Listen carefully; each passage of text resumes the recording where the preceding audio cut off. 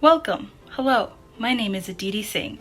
Today we will be talking about ancient Egypt, so join me as we travel back in time, and there will be a fun activity at the end. Ancient Egypt, a time of mystery, wonder, and peril. The rise and fall of kingdoms led to many developments and advances in ancient civilization. Today, we will take a journey into the past and learn about how Egypt used to be a place of power. Ancient Egypt, a story about the Golden Ages. To begin, we must first understand the geography, for that is key to the rise of any civilization. The Egyptians were lucky to have the Nile River. Its existence was extremely important for their survival. The river was a source of water, food, and a method of transportations. With that, many Egyptian cities were made near the banks of the Nile. Fun fact, the Nile is the only river that flows backwards. It flows from south to north. Isn't that whack? Over time, Egyptians were able to pull enough water from the Nile to start farming crops. Through farming came the existence and rise of the powerful Egyptian civilization. Farms provided safety. People could rely on having food and shelter throughout the year. Farming villages soon became towns, which became cities. See here, a large Egyptian city. It looks nothing like the farm from before. Once cities were made, Egyptians began to prosper or become so strong and successful. Thus began the Golden Age. Once the Egyptians were successful in farming and building cities, they could create some amazing art, including some pillars painted with hieroglyphics. Hieroglyphics were the Egyptian alphabet. It's a little different. Their letters looked more like pictures. Some of their paintings even had gold plated on them, with vibrant colors of rich blues and browns and even reds. Really, the Golden Age was a time of prosperity and wealth. Golden Ages occurred often between changes in kingdoms. Ancient Egyptians had three main kingdoms, or changes in power. The first was the Old Kingdom. This was the age of pyramids. Following that was the Middle Kingdom, a period of reunification. And lastly, we will learn about the New Kingdom, an era of pharaohs. Let's go back in time and explore.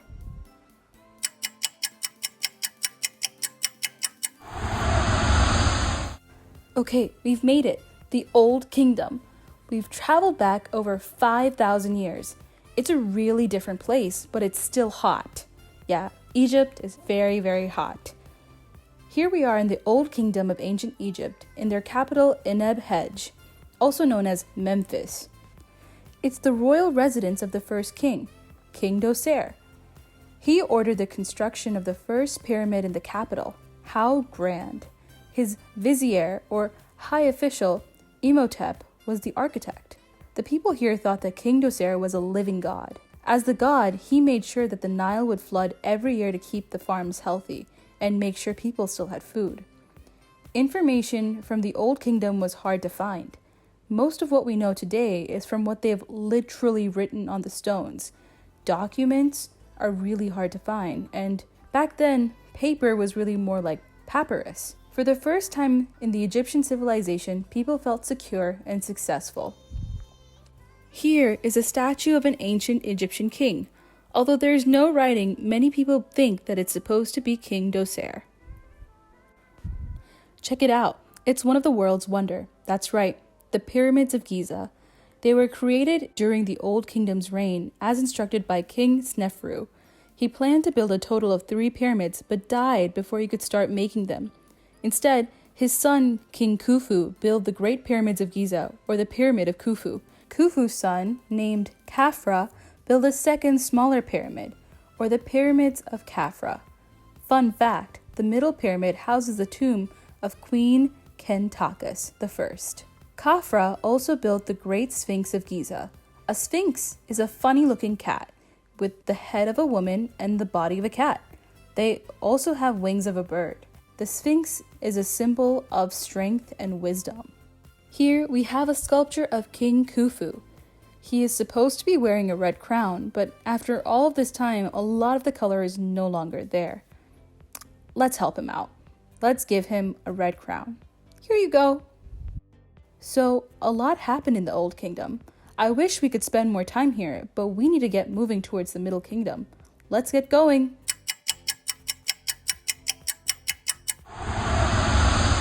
Here we are, the Middle Kingdom. We've traveled forward about 1,000 years, so we're about 4,000 years back in time from now. And guess what? Yeah, it's still hot. Really hot. We are here in the Middle Kingdom's capital, called Thebes, and now see the start of a single Egypt. At the end of the Old Kingdom, ancient Egypt had split into Lower and Upper Egypts. After much fighting, peace finally came in the Middle Kingdom when Egypt became one again. Who do we have to thank for that? That's right, it's King Mentuhotep II.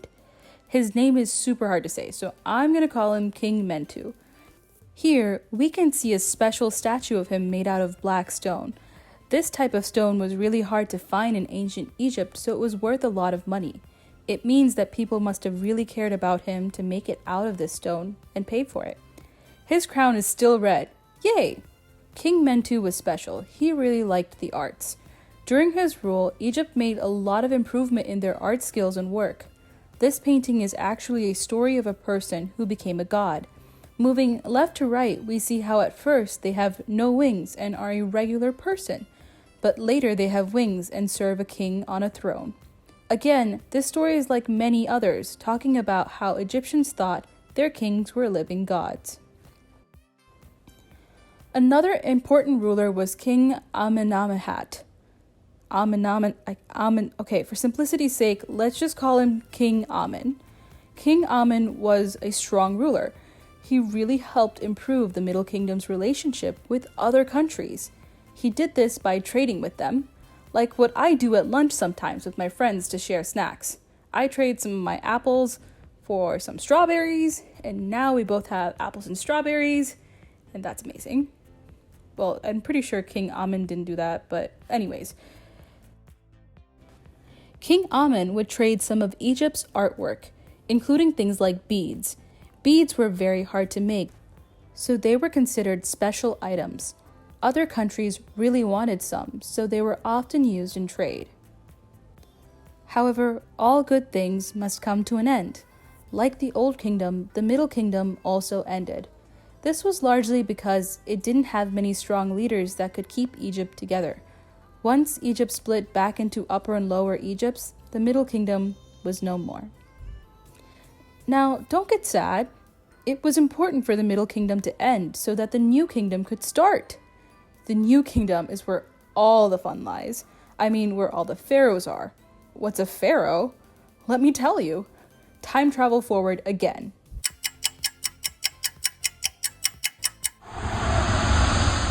Well, here we are, the New Kingdom.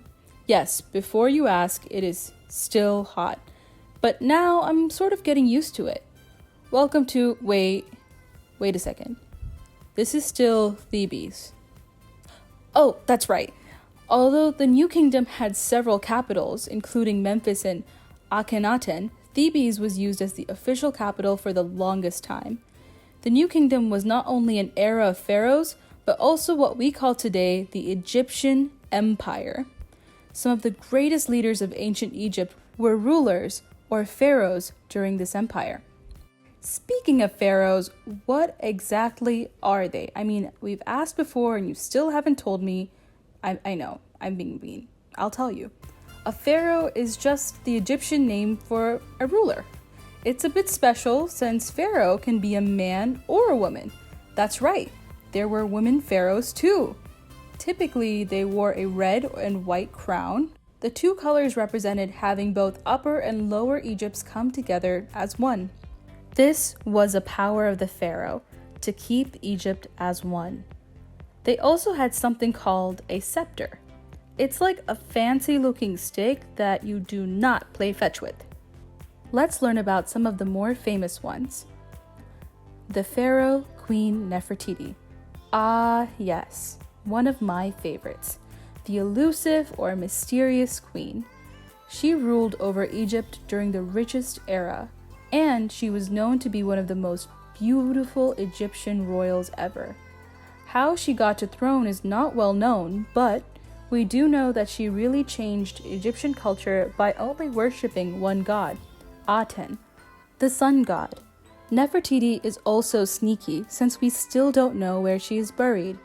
Many people have made many guesses, but they still have not found her. So, we're still looking for the mysterious queen lady today. The Pharaoh, King Ramses II. He was one of the most powerful pharaohs. At 14, his father gave him the regency, or power to rule over the people. This meant that Ramses was not really the king, but he had to do all of the work a real king would have to do. He was known for going through a lot of wars with Egypt, and he won a lot of them. By winning, Egypt grew in size and in power. He is also known to be one of Egypt's longest-lived rulers.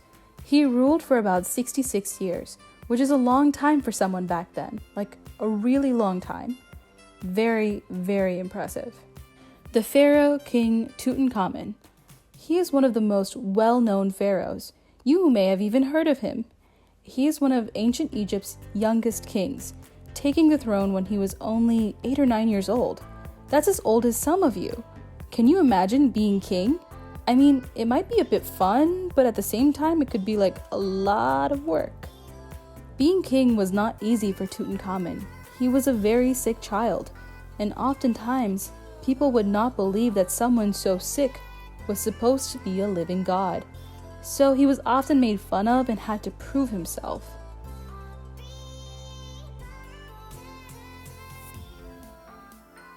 That's a lot of learning. Now let's do something fun. Let's explore a tomb.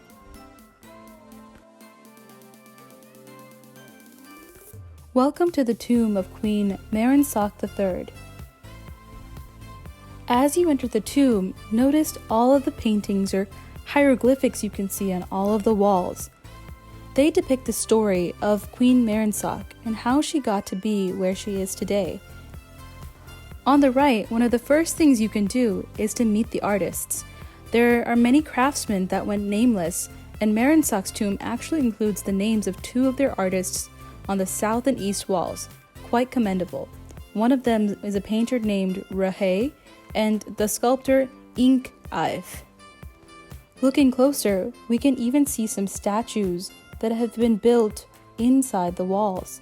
They've literally been dug into the walls of the tomb.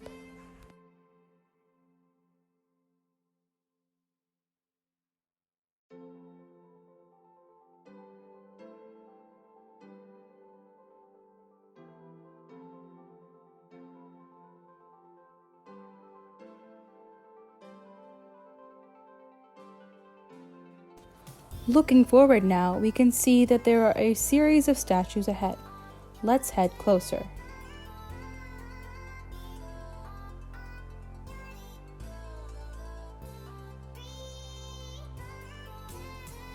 Here we see 10 statues of women, all in a row.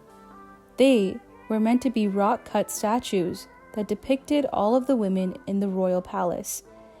Having these statues here showed that Queen Merensak had a higher position than many of the women in the royal palace.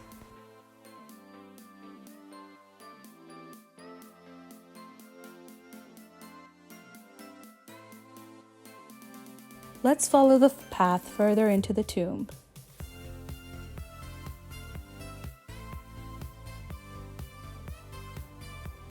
As we walk in further, we notice that there's more engravings in the wall. This signifies that we are about to enter the western chamber.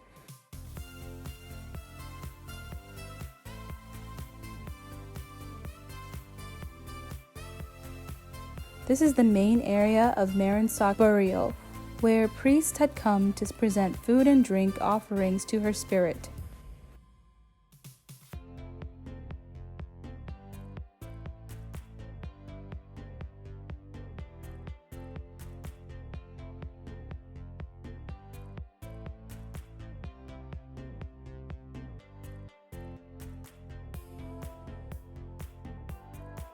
Let's head down the stairs. It's narrow, so be careful.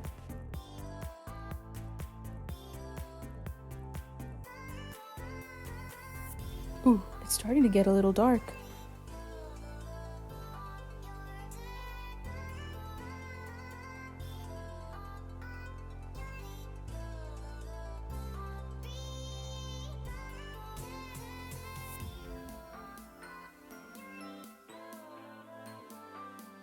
And now we're all the way down.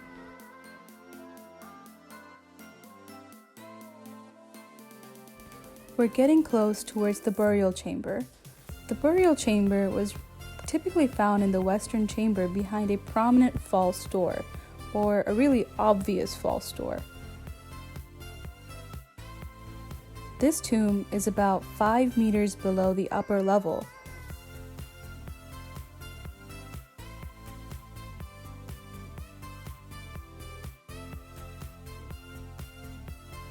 And this area would be full of special treasure and paintings that were on the walls. Right now it's empty because a lot of the stuff that was in this room is now found in museums. One important thing you would find here is Marinsak's sarcophagus, or coffin of a sort.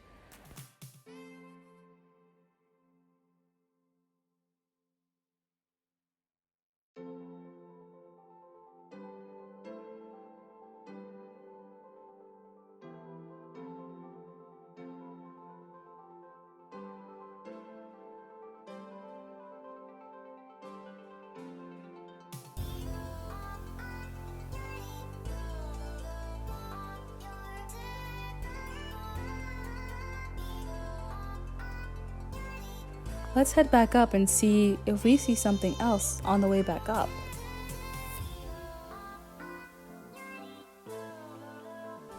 It sure feels nice going back up.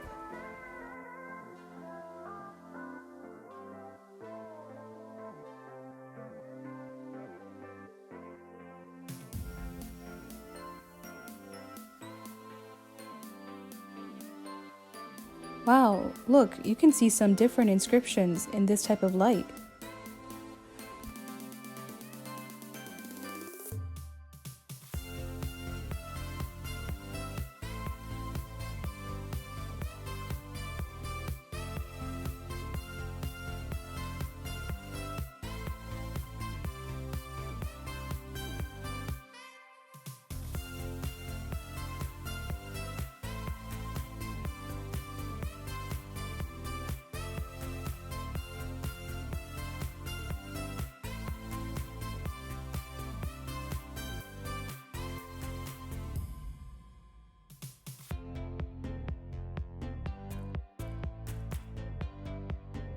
Alright, well that was fun.